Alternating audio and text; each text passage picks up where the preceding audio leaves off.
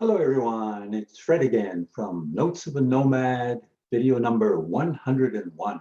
This time I'm sharing some older documents, newspapers from my early life from when I was about 20 and I did some traveling, etc. Just explain a little bit more about what I did when I was younger and some of the travels and what I did. So with that, I'm going to share my screen.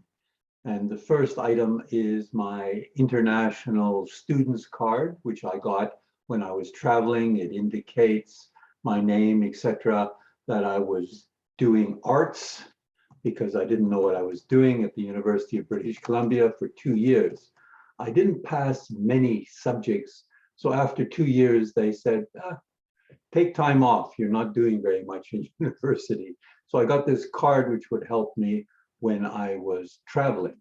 I had another document as well saying that I was a rover scout, and this would help me in the scouts or scouting organizations I met when I was traveling. And this was a note from the Canadian Embassy in Cairo in 1963 in May, indicating that I was still a university student and they should give me special facilities or privileges extended because I had been traveling since, it was September of 1962. And 1963, my card wasn't valid, but the Canadian Embassy in Cairo indicated, yeah, you're still a student and that you're still entitled to privileges. And then it was my Canadian Youth Hostels for 1963, my card, and it indicated some of the places that I stayed, Bern and Marbella in Spain, and this one here on the side saying Cairo, Egypt. It was on the boat. That is where a major change happened in Egypt. I met a fella, and I mentioned this in the previous video, on that boat in that particular youth hostel in Cairo, and he said, I'm going to East Africa, why don't you come with? And I said yes, and that changed my life because it was 22 years later that I returned from South Africa when I said yes to that fellow on that boat in Cairo. So that explains a little bit about my life, and the fact that I had this card saying I was part of the Canadian University Press. That's because I didn't pass a lot of the courses because I was busy helping put out the university newspaper in the University of British Columbia called the UBC. Now this is the front page of the UBC from 1962 during the Cuban Missile Crisis. I can expand this a little bit and just show you the date. It was Thursday, October the 23rd, 1962. And there's some of the professors talking about the Cuban crisis, and 5,000 students jammed the mall for this forum about, no warning on World War III. Just another aside, talking about difference in prices. Here were gold rings for the price of $19.95, 10-karat gold for your university ring. The silver ring, men's rings were $4.95. The ladies' rings were $4.45. Prices have changed a little bit since then, but just as a matter of interest, what it was like in 1962. And showing newspaper articles. This is the Sunday Times in Johannesburg. And in this are announcements, and this was on Sunday Times, November the 29th, 1964. There was an announcement in here, and I had this clipping, and it announced that there was an engagement of Mr. and Mrs. Shekel of Springs wished to announce the engagement of their daughter, Gail, to Fred, only son of Mr. and Mrs. R. Jones of Vancouver, Canada. and that was in 1964. We got married in 1965, and this is an example of well, I was on the gold mines, and this was that mine students win prizes. And I had won, this is a picture, let me expand this a little bit so we can see the picture at the bottom. Whoops, expanded it too much.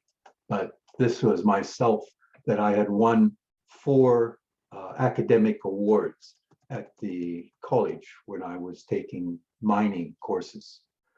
So that is another publication, and this is Goldfields Gatherings. There's a picture of myself, and apparently I had been inducted into the Junior Chamber of Commerce in Welkom, in a mining community in the Orange Free State. So there was another newspaper clipping, that was June the 14th, 1968. And here I had been transferred. So there was a publication called The Reef, and this was my transfer. I'll expand this a little bit so we can see the picture a little bit better. And it talks about the fact that I had been transferred from the mine in St. Helena in the Orange Free State as a mine manager now in, and that was November 1971. So we're progressing, and I had now become a mine manager and been transferred. And it does say that I got some mining awards. I got 8 awards, I believe, for academic achievement. So that's comments up here, although it's not very legible. But it was interesting to see that they had commented on that. And I had been transferred in 1971, and this is a newspaper from 1971 saying that these ladies, including my wife at the time, Gail, and it says that this fella trained these people, and Mrs. Gail Jones. And that's a picture of my wife, Gail, who was taking Funagalo. And I did a video on Funagalo, where lo scati wena chaya lo golfa, wena fika tapa lo kaya late. So why are you coming home late when you from your golf game? That's what this Funagalo says at the top here. And she had taken some Funagalo courses when she got to the town of Evander, where I had been transferred to. And last but not least, there was first aid competition on the gold mines. And this was in November 1973. Let's expand it a little bit so I can maybe clarify the date. But there's a picture of the fact that we won. And a picture of me, it says F.E. Jones on the bottom, and we won our mining. This is myself from the mine, from Bracken Mine. We had won the competition for the Eastern District. And I had worked, I was on Kinross Mine at that time, I believe. And so we had come through and won, and the date on that was November 1972. So those were some of the things that are probably going to be thrown away. I don't have a lot of items. I have a box that I go through, but no one's going to pay any attention to all of this, so it'll just be thrown away one day.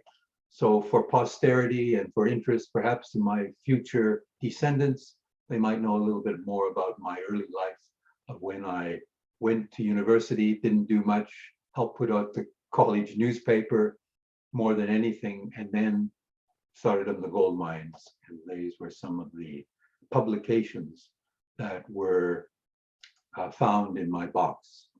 So with that, I'll say adios, au revoir, wishing you, your family and friends, lots of love and laughter until next time. Bye for now from Fred and Notes of a Nomad.